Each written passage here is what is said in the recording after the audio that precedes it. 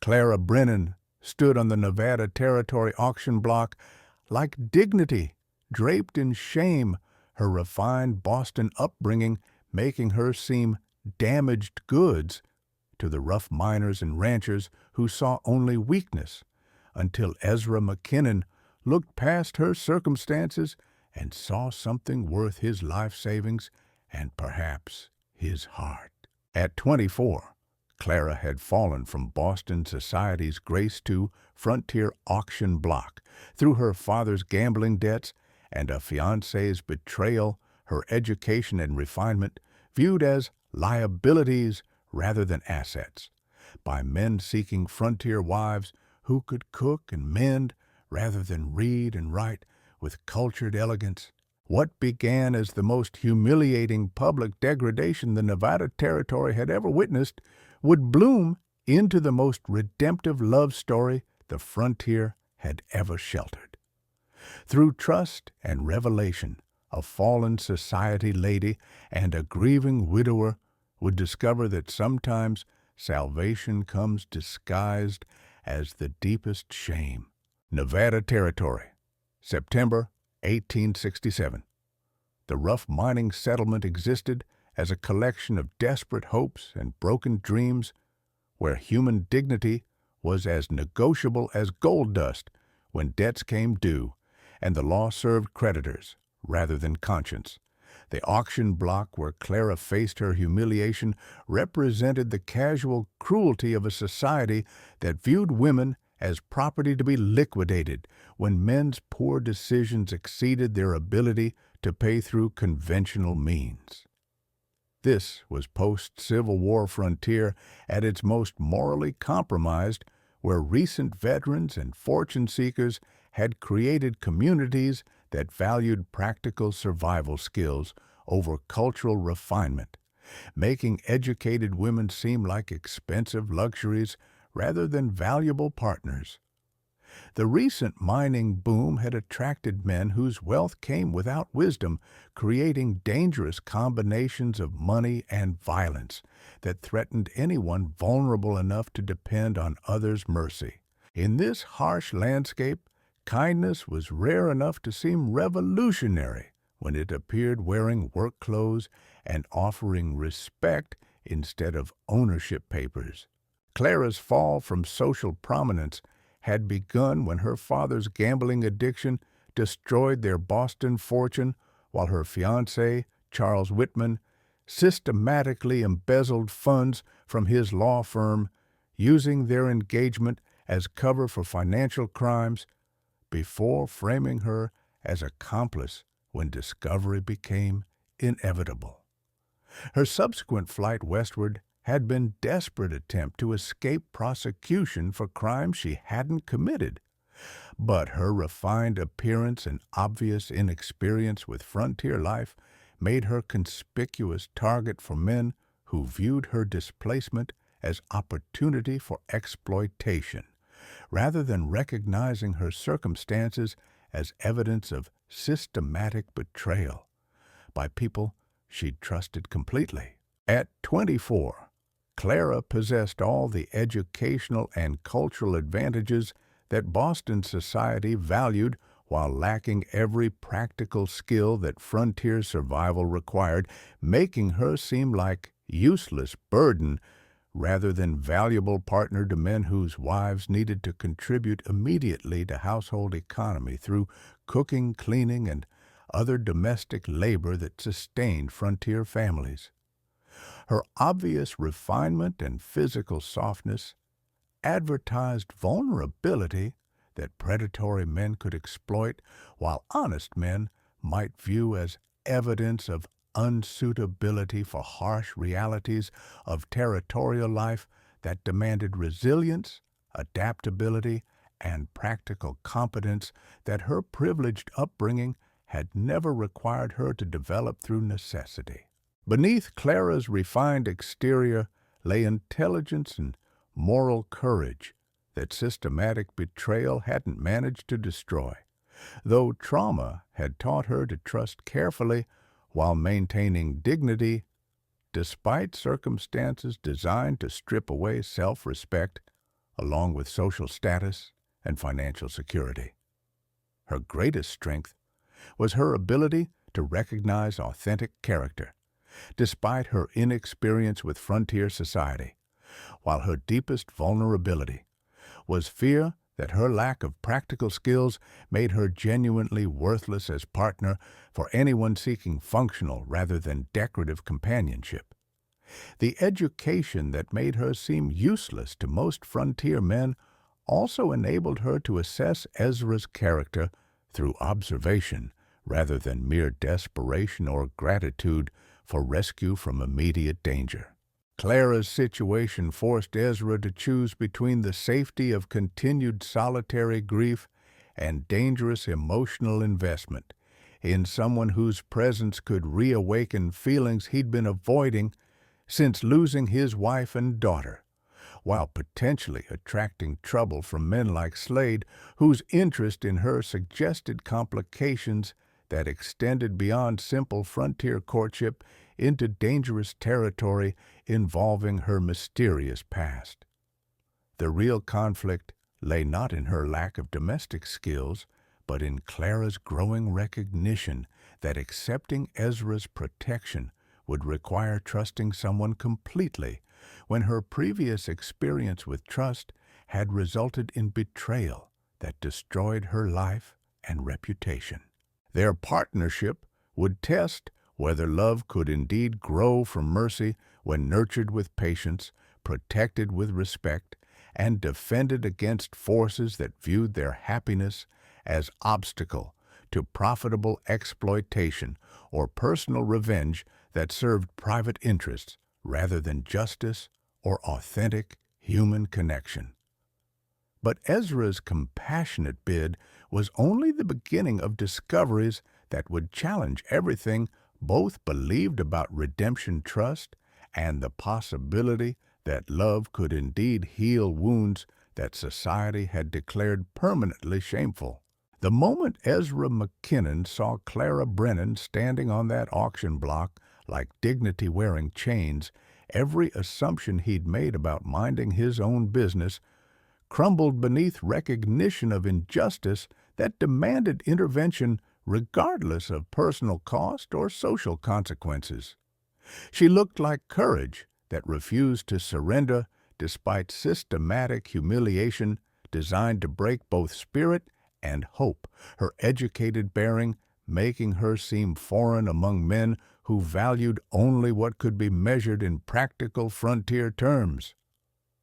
$50. His voice cut through the crude commentary of miners and ranchers whose assessment of Clara's worth ignored everything that made her human rather than commodity. His bid representing first acknowledgement that someone deserved better treatment than market evaluation based on domestic utility, rather than individual dignity that transcended immediate circumstances. The escalating bidding war with Jeremiah Slade, whose predatory interest made Clara's situation feel increasingly dangerous, rather than merely humiliating, transformed simple rescue into confrontation with forces that viewed vulnerable women as opportunities for exploitation rather than people deserving protection and respect regardless of their temporary powerlessness or mysterious circumstances. $300. Ezra declared his willingness to spend life savings on strangers' freedom, demonstrating commitment that went beyond impulse toward recognition of moral obligation that transcended practical consideration about whether such generosity would be rewarded with gratitude or merely create fresh complications that could destroy his carefully maintained emotional equilibrium. The moment when he draped blanket around Clara's shoulders while declaring her freedom rather than ownership marked beginning of relationship built on respect rather than possession, choice rather than obligation, partnership rather than the systematic exploitation that had brought her to auction block in first place. The journey to Ezra's ranch provided opportunity for initial conversation that revealed both Clara's complete inexperience with frontier domestic responsibilities and Ezra's unexpected willingness to value her intelligence and literacy rather than viewing her refinement as obstacle to overcome through training that would eliminate rather than integrate her cultural advantages with practical skills. "I can't cook or clean," Clara confessed her honesty about limitations, demonstrating character that impressed Ezra more than false confidence would have, while revealing vulnerability that could either inspire protective partnership or create disappointment that might lead to regret about impulsive rescue that had seemed morally necessary despite practical complications. The rattlesnake encounter that tested Clara's ability to remain calm under frontier pressures while learning essential survival skills created first opportunity for collaborative problem-solving that honored both her inexperience and her intelligence, establishing pattern of patient instruction rather than condescending criticism that might have undermined her confidence during crucial adjustment period. The domestic arrangements Ezra proposed fair wages, respectful treatment, freedom to leave protection from unwanted attention, represented contract based on mutual benefit rather than charitable rescue that might create dependencies or obligations. Neither could sustain without authentic partnership that served both individual needs and collective welfare. The revelation about his deceased wife and daughter provided context for his loneliness, while explaining emotional investment in Clara's welfare that went beyond mere practical assistance toward recognition of shared humanity, that connected rather than divided people whose different circumstances had led to similar needs for companionship and purpose that individual isolation couldn't provide adequately. The establishment of Clara's residence in Annie's preserved bedroom created immediate intimacy with Ezra's family history, while providing tangible evidence of his capacity for deep emotional attachment that had survived devastating loss without becoming cynical or closed to fresh possibilities for meaningful human connection that could honor rather than replace what he'd lost. Her discovery of Annie's book collection provided both intellectual stimulation she'd been missing and symbolic connection to child whose memory could unite rather than divide them through shared appreciation for learning and cultural enrichment that demonstrated compatibility extending beyond mere practical cooperation toward authentic emotional partnership. She would have wanted someone to read them. Ezra observed his willingness to share precious memories, demonstrating trust that surprised Clara with its generosity while revealing character that valued sharing over hoarding experiences that might become more meaningful through connection rather than remaining isolated monuments to grief. The evening routines they established, shared meals, quiet conversation, mutual respect for privacy, created domestic foundation that honored both individual autonomy and collective welfare, while providing framework for deeper relationship that could develop naturally, rather than being forced through artificial intimacy or premature expectations about emotional availability. Neither was prepared to risk until trust had been earned through demonstrated character, rather than mere proximity or gratitude for assistance during crisis. But their growing partnership would soon face tests that would reveal whether Clara's mysterious past could indeed be overcome through authentic love or whether some secrets were too dangerous to survive in the harsh light of frontier justice. The first challenge was Clara's complete inexperience with frontier domestic responsibilities, while simultaneously learning to trust Ezra's genuine respect after systematic betrayal by men who'd claimed to care for her welfare. Her gradual adaptation to ranch life, complicated by growing awareness that her refined background made her conspicuous target for men like Slade, whose interest suggested more than casual frontier courtship. Her discovery of competence in household management through patient instruction rather than harsh criticism demonstrated how quickly sheltered upbringing could adapt to practical requirements when supported by partnership that honored individual learning pace while maintaining expectations that encouraged growth, rather than accepting limitations as permanent obstacles to useful contribution to shared domestic enterprise. The deeper challenge emerged when Slade's investigation into her past threatened to expose the embezzlement charges that had driven her westward, forcing Clara to choose between continued deception that might protect Ezra from association with accused criminal and honest confession that could result in his rejection or legal prosecution that would destroy both their lives through systematic injustice, serving Charles Whitman's interests rather than actual truth about her innocence. Her growing love for Ezra, combined with his obvious emotional investment in their partnership, created impossible choice between self-protection through continued silence and vulnerability through complete honesty that could either strengthen their bond through shared trust or destroy it through revelation of circumstances that might seem too dangerous or complicated for simple rancher seeking peaceful domestic partnership.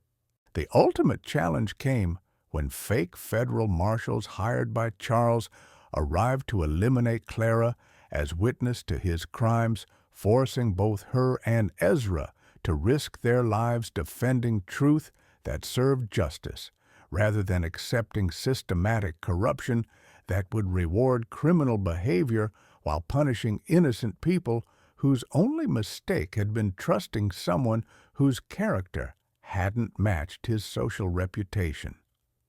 Their partnership had evolved beyond rescue arrangement into authentic love worth fighting for despite overwhelming odds,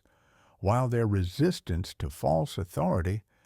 demonstrated how completely individual moral courage could challenge institutional corruption when supported by community solidarity that honored truth rather than convenient lies,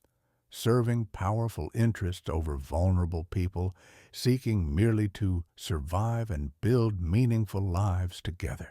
The systematic manhunt organized by Charles through hired killers disguised as federal marshals created constant threat that made their growing happiness temporary respite rather than permanent solution, forcing them to remain vigilant while building relationship that required emotional vulnerability despite external dangers that could destroy both their lives through violence or legal manipulation, serving criminal interests rather than justice. The social pressure from community members who viewed Clara's refinement with suspicion while remaining unaware of specific charges against her created ongoing scrutiny that made their domestic partnership subject to gossip and speculation that could attract unwanted attention from people whose cooperation Charles might purchase through sufficient financial incentive or convincing lies about her criminal nature. The economic vulnerability created by Ezra's substantial investment in Clara's freedom, combined with ranch operation costs and approaching winter that would test their household's practical preparedness, created financial pressure that made their survival dependent on successful partnership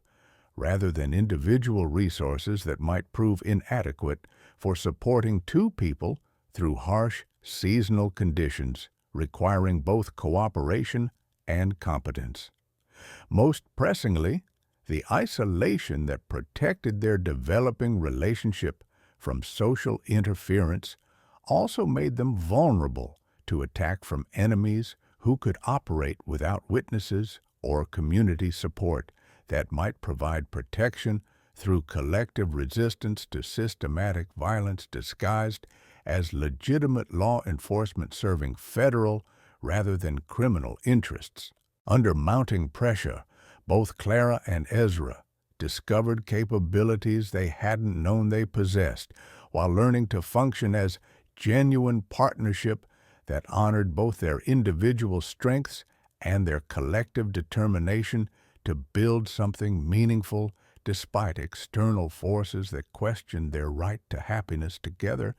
while actively working to destroy what they were creating through conscious choice rather than mere circumstance. Clara's evolution from helpless society lady to competent frontier partner required learning practical skills while developing courage to fight for relationship that had become more important than individual safety when safety required betraying principles or abandoning people who'd proven worthy of trust despite obvious risks. Her willingness to confront armed enemies demonstrated growth beyond protected femininity into authentic partnership that contributed equally to their collective survival and success. Ezra's transformation was equally profound. The grief-stricken widower who'd rescued Clara from auction block evolved into devoted partner, whose love had grown beyond charitable assistance into authentic commitment that made her welfare more important than his own survival when circumstances demanded choice between individual safety and shared future that honored both their healing and their hope. Their relationship deepened beyond rescue romance into collaboration where each contributed unique strengths to shared challenges. Clara's intelligence and education complemented Ezra's practical frontier experience, creating a household that functioned with remarkable efficiency while providing emotional sanctuary that enabled both to heal from different kinds of trauma through partnership that enhanced rather than threatened their individual identity and capabilities. Most importantly, they learned that love could indeed grow from mercy when nurtured with patience, protected with courage, and expressed through daily choices to honor each other's growth, rather than merely accepting existing limitations that circumstances might seem to impose on individual potential or collective achievement through authentic partnership. Intelligence about Charles Whitman's systematic campaign to eliminate Clara as witness to his embezzlement revealed criminal conspiracy that extended far beyond individual financial fraud to encompass organized effort to use law enforcement corruption for personal protection while destroying innocent people whose testimony could expose broader patterns of systematic abuse that had operated with official protection. The approaching winter weather would test their household's practical preparedness while providing natural protection from external threats that might become less systematic during harsh seasonal conditions, creating opportunity for deeper relationship development while demanding collective survival strategies that required both individual competence and cooperative coordination. Most ominously, evidence suggested that fake marshals represented broader criminal network rather than simple hired killers, making their resistance potentially dangerous precedent that could inspire retaliation from forces more powerful than individual corruption while creating stakes that went beyond personal survival to encompass questions about whether honest people could indeed challenge systematic abuse without community support. The possibility that successful defense against immediate threats might make them permanent targets for broader criminal enterprise created long-term vulnerabilities that could destroy their happiness through ongoing persecution designed to serve as warning to others who might consider resisting profitable exploitation disguised as legitimate law enforcement serving justice rather than private interests that measured human worth in dollars rather than moral considerations about individual dignity and collective welfare. As winter approached and Charles's assassins closed in, Clara and Ezra faced their ultimate test, proving that love born from auction block shame could create the kind of courage that defends truth against systematic evil. The crisis erupted when the three fake federal marshals arrived during the blizzard, their timing designed to exploit weather conditions that would prevent witnesses or community support, while creating perfect cover for eliminating Clara through systematic violence disguised as legitimate law enforcement serving federal rather than criminal interests that had purchased official credentials and documentation. Clara Brennan declared Crawford the leader whose brutal reputation preceded him throughout territory where honest law enforcement feared his systematic corruption of federal procedures that served private profit rather than justice. You're under arrest for embezzlement, fraud, and conspiracy to defraud the United States government of funds designated for territorial development. The fabricated charges, each designed to carry death penalty while providing legal justification for whatever violence became necessary to eliminate inconvenient witness, whose testimony could expose Charles Whitman's broader criminal enterprise, demonstrated how thoroughly systematic corruption had penetrated territorial administration that was supposed to protect rather than exploit vulnerable populations. Clara's immediate recognition that surrender would mean death disguised as legal execution, combined with Ezra's obvious preparation for exactly this confrontation, created tactical situation where survival depended on exposing rather than merely resisting fraud that had used official authority to legitimize criminal conspiracy serving private interests rather than public welfare. Those aren't real federal warrants, Dr. Hayes observed as he examined documentation that revealed sophisticated forgery designed to fool casual inspection while providing legal cover for systematic elimination of witnesses whose survival threatened profitable criminal operations that had operated with purchased official protection. The realization that their isolated ranch had become killing ground where criminal conspiracy would attempt to complete Charles's systematic destruction of everyone who could testify about his embezzlement created stakes that went beyond individual survival to encompass questions about whether honest people could indeed resist systematic corruption when law enforcement itself had been purchased to serve criminal rather than justice interests that honored truth over profit. As the fake marshals positioned themselves to eliminate witnesses while maintaining appearance of legitimate federal operation rather than criminal assassination,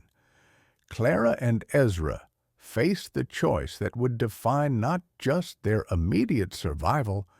but their understanding of what justice meant when tested by systematic corruption that used official procedures to destroy innocent people whose only crime was threatening profitable exploitation.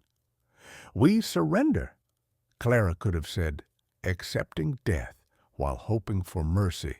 that would never come from men whose employment required her elimination as witness,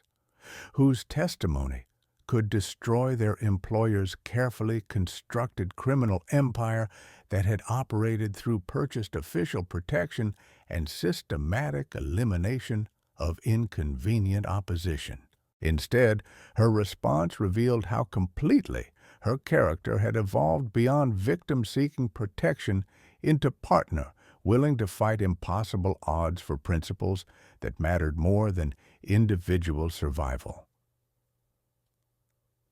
These men aren't federal marshals. They're killers hired by Charles Whitman to silence the only witness who can expose his embezzlement and the criminal network that's been protecting him. Ezra's immediate support, his willingness to risk death fighting alongside her, rather than attempting to negotiate separate safety that might be purchased through abandoning principles, demonstrated how completely their partnership had evolved beyond rescue arrangement into authentic love that made shared destiny more important than individual survival when circumstances demanded choice between personal safety and moral conviction. The moment when Dr. Hayes joined their resistance, despite obvious danger to his own welfare, created community solidarity that transformed individual confrontation into collective resistance to systematic corruption that had threatened not just Clara, but entire territorial development through criminal conspiracy that served private profit rather than public welfare. Their decision to fight together rather than surrender separately, accepting potential death rather than certain defeat, marked their complete transformation from victims of circumstances into active agents of justice, whose courage challenged systematic evil that had operated with impunity, because isolated individuals lacked resources to resist organized crime disguised as legitimate authority, serving federal rather than criminal interests. The unexpected advantage came when Crawford's desperation to complete his mission quickly led to tactical mistakes that revealed his criminal rather than official nature while providing opportunity for community resistance that could overcome superior numbers through strategic coordination and moral authority that honest citizens possessed when defending truth against systematic fraud. Real federal marshals don't threaten to shoot civilians who ask to see proper warrants. Dr. Hayes observed his professional authority creating legal framework for challenging documentation that appeared official but violated established procedures that legitimate law enforcement would follow when conducting arrests that served justice rather than private vengeance. Jimmy's decision to abandon the mission rather than participate in obvious murder demonstrated how individual conscience could indeed triumph over financial incentive when people possessed sufficient moral courage to recognize evil, despite official disguises or financial rewards that might temporarily obscure fundamental questions about right and wrong.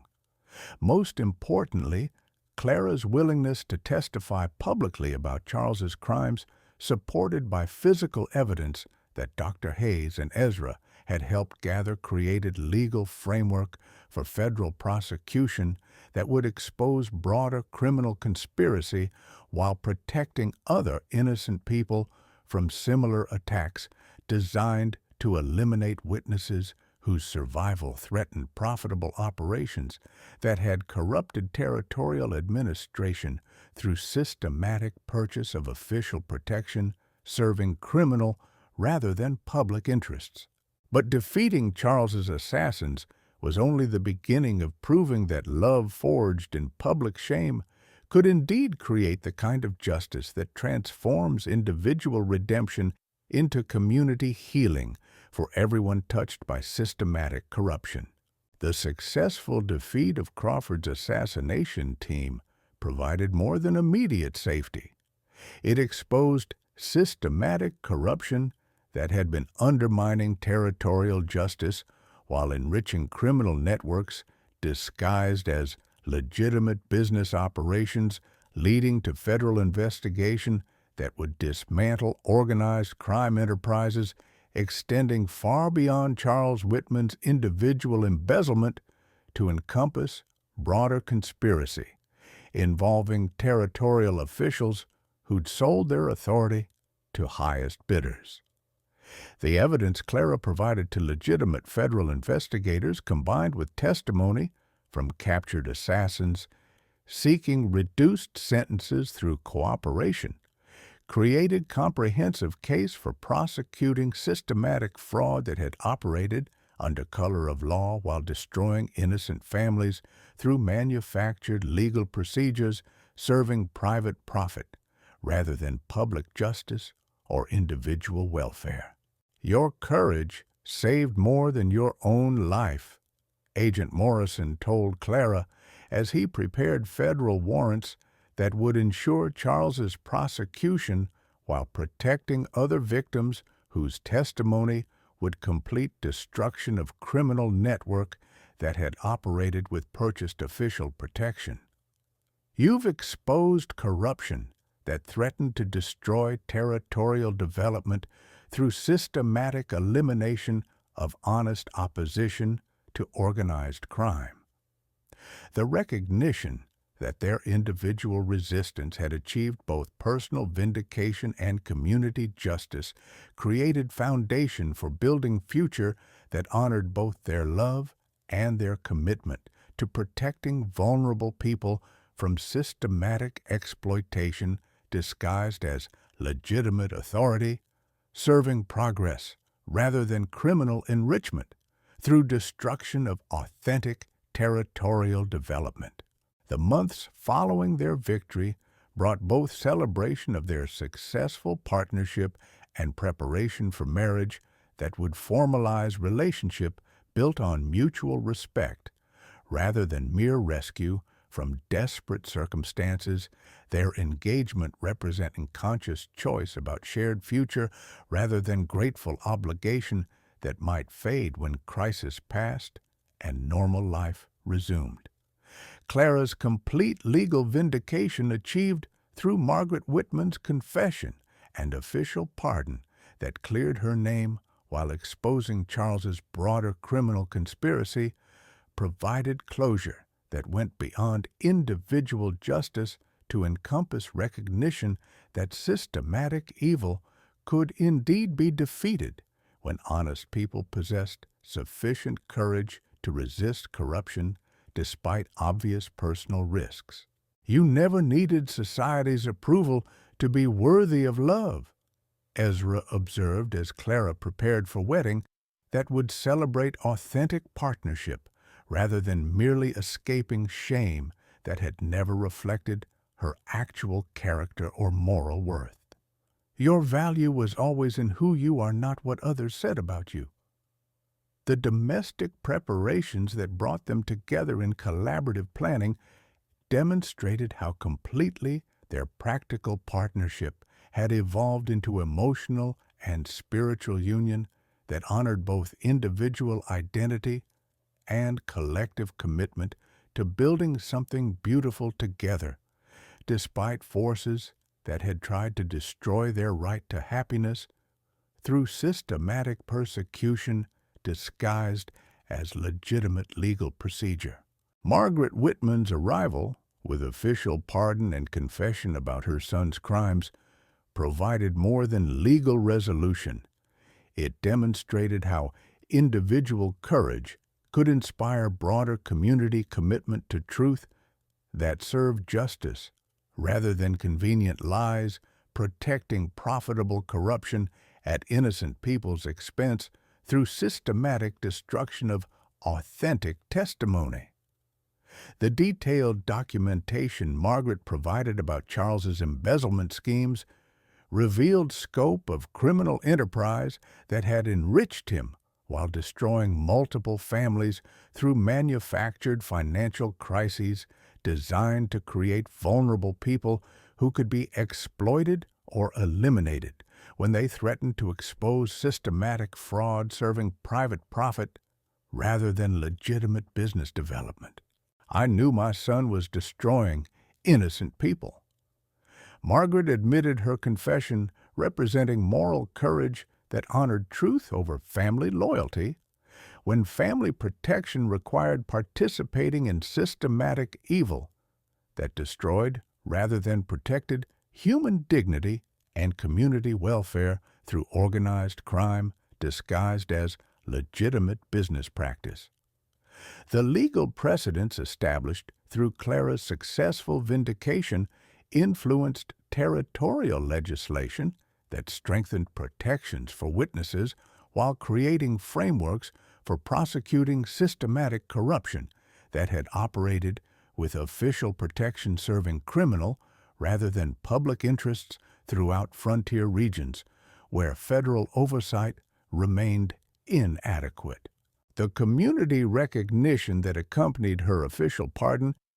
demonstrated how individual resistance to systematic injustice could indeed inspire broader social transformation when people possessed sufficient examples of successful opposition to organized evil that had seemed invincible because it operated under color of legitimate authority. The wedding ceremony that united Clara and Ezra represented more than personal happiness.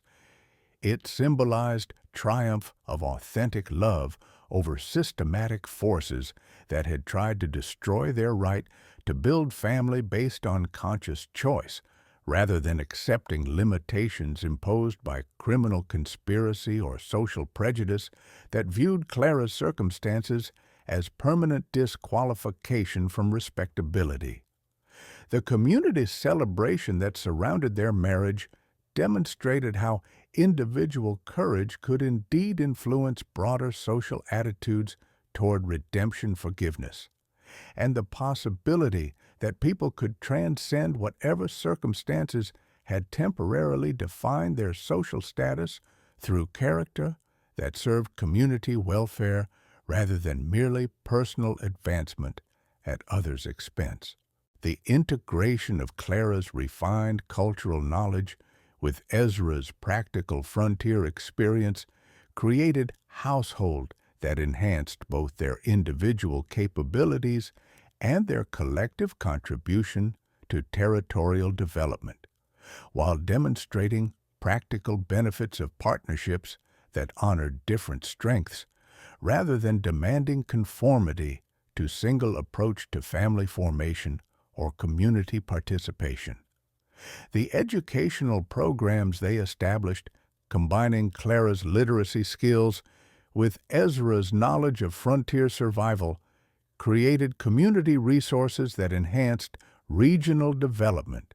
while ensuring that cultural knowledge was preserved alongside practical adaptation to changing territorial conditions that required innovation rather than rigid adherence to either traditional or contemporary approaches exclusively. The agricultural innovations they implemented, utilizing both scientific knowledge and frontier experience, influenced territorial approaches to sustainable land development, while demonstrating how individual success could enhance, rather than threaten, community welfare through approaches that served collective interests while maintaining personal autonomy and family security. The federal investigation triggered by their resistance led to comprehensive reform of territorial law enforcement,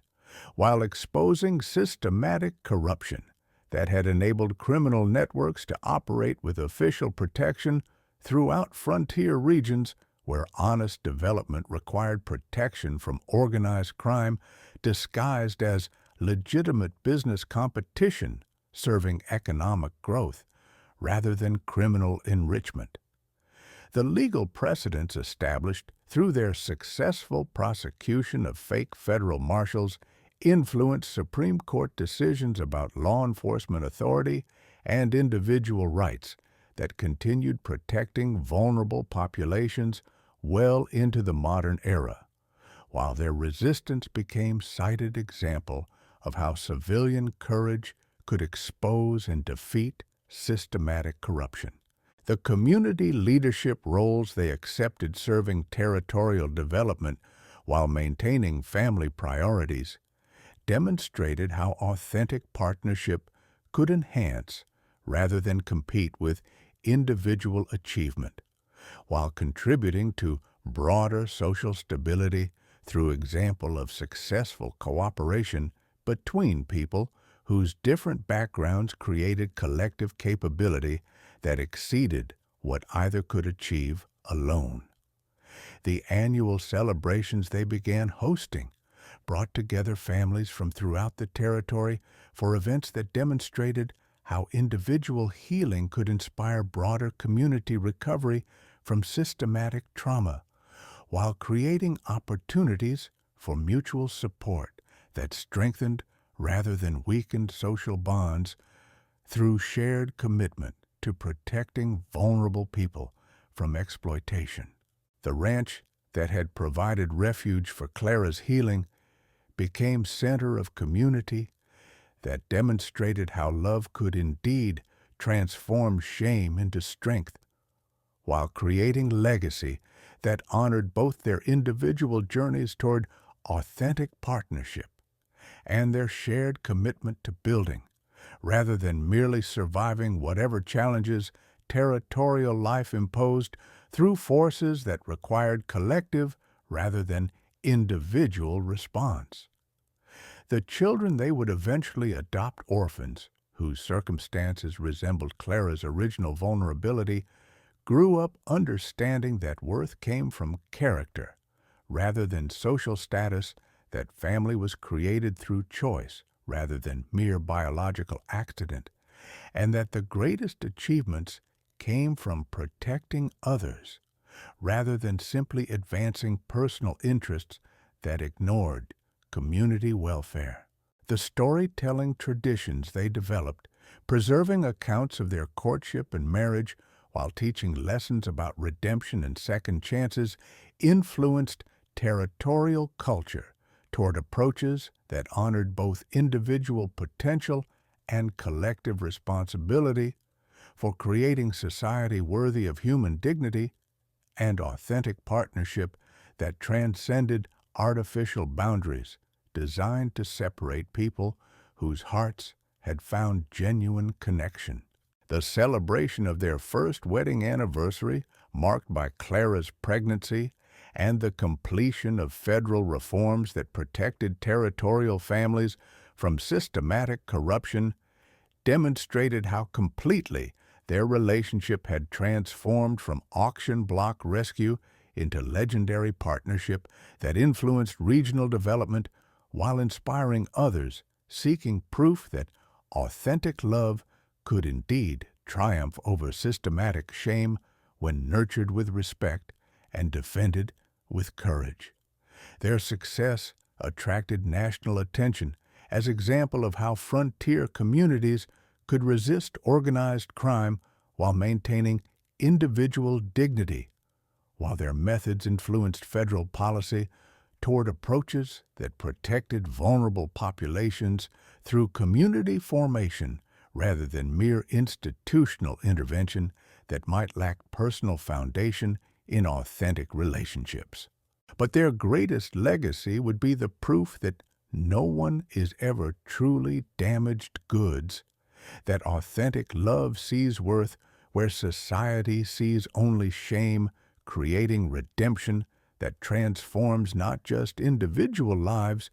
but entire communities willing to choose hope over judgment. Within 5 years of Clara's vindication, the witness protection model she and Ezra had pioneered spread throughout Western territories, creating comprehensive frameworks for protecting people whose testimony could expose systematic corruption, while establishing legal precedents that recognized individual courage as foundation for community justice, rather than mere personal virtue that served no broader purpose. Federal authorities initially focused on individual embezzlement cases, eventually recognized that territorial development required protection from organized crime networks that used official corruption to eliminate honest opposition while enriching themselves through systematic destruction of vulnerable families. Their ranch became destination for other families seeking examples of successful redemption from public shame, while their methods for combining refined education with frontier practical skills attracted attention from territorial officials studying approaches that enhanced rather than threatened community development through cultural cooperation that honored different kinds of knowledge and experience. The legal victories they achieved influenced territorial legislation that strengthened protections for witnesses while creating frameworks for prosecuting systematic corruption that had operated with purchased official protection serving criminal rather than public interests throughout frontier regions where honest development required protection from organized predation disguised as legitimate business competition. The Clara and Ezra McKinnon Ranch remained a landmark of successful redemption and cross-cultural partnership for generations, its story inspiring social workers and legal advocates throughout American history. The witness protection methods they developed became templates for exposing systematic corruption, while creating frameworks that honored both individual courage and community responsibility for protecting vulnerable people whose testimony could serve broader justice rather than merely personal vindication. Their educational innovations, combining refined cultural knowledge with practical frontier skills, influenced territorial policy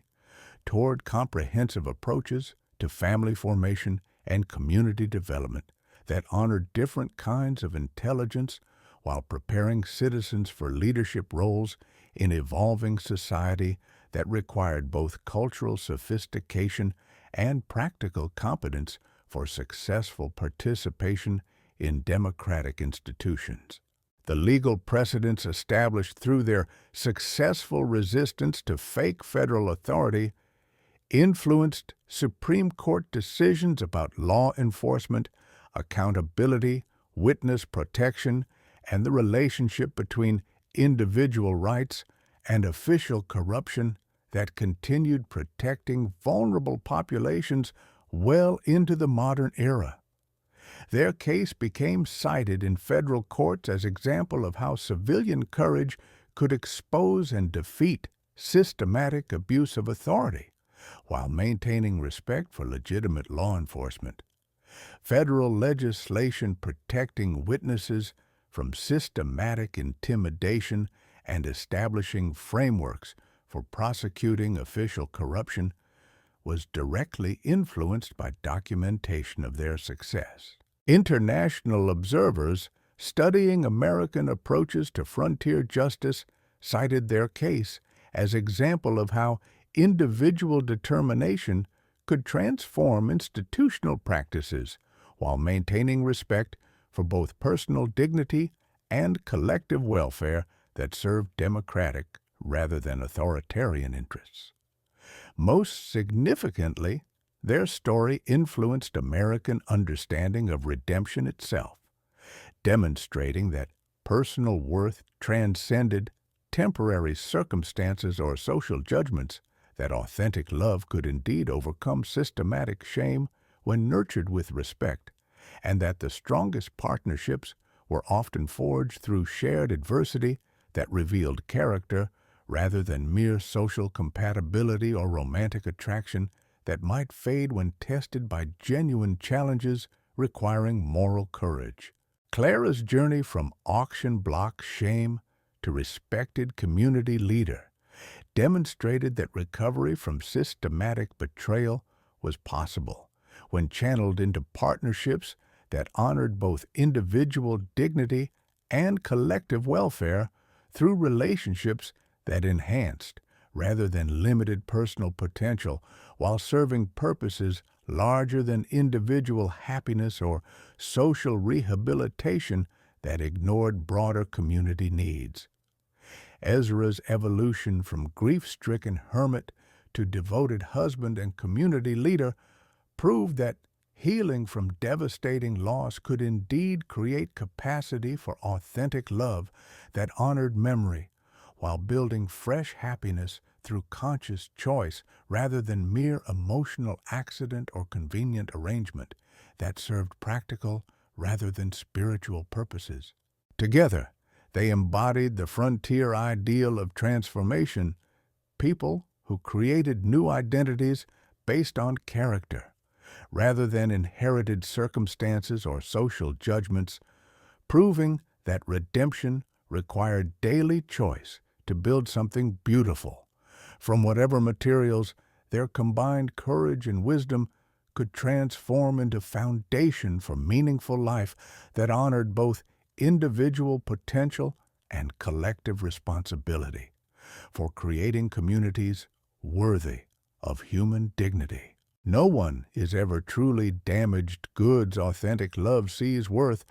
where society sees only shame, creating redemption that honors individual dignity while building partnerships strong enough to challenge systematic evil.